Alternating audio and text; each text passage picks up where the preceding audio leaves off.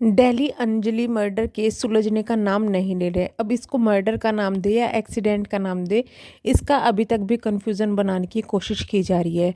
हालांकि एक नज़र में ये मर्डर ही दिखाई दे रहा है, लेकिन किसी तरीके से कभी सबूतों के आधार पर, कभी पुलिस के कहने के पे आधार पर इसको एक रोड एक्सीडेंट का नाम दिए जाने की कोशिश की जा रही है।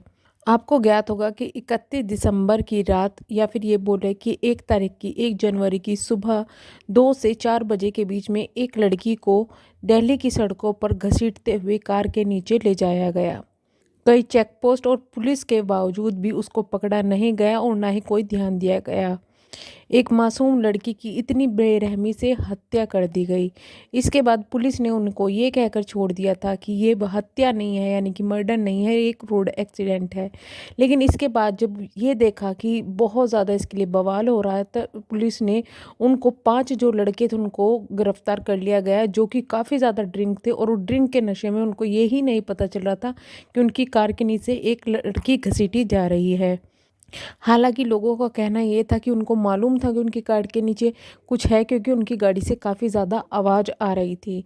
इसी गुत्थी में एक और जो नाम है वो एंटर हुआ है, निधि, जिसका भी काफ़ी ज़्यादा बवाल हो रहा है, क्योंकि निधि के जो स्टेटमेंट है उनमें कहीं ना कहीं कुछ बदलाव आ रहा है और साफ देखा जा रहा है कि निधि के स्टेटमेंट में उनकी फ्रेंड अंजलि का वो कैरेक्टर असैसिनेशन करती हुई नज़र आ रही है।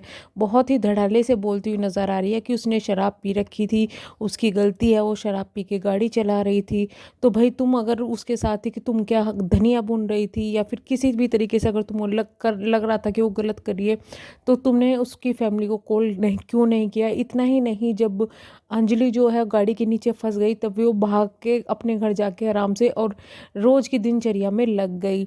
तो कहीं ना कहीं इस चीज़ में भी जो निधि है उनके ऊपर सवाल उठना जायज़ हो, और हमें लगता है कि इंसाफ के लिए निधि का गिरफ्तार होना बहुत ज़्यादा ज़रूरी है, और निधि के खिलाफ अगर कार्रवाई होगी तो ही वो सच बोलेगी कि आखिर माजरा क्या है।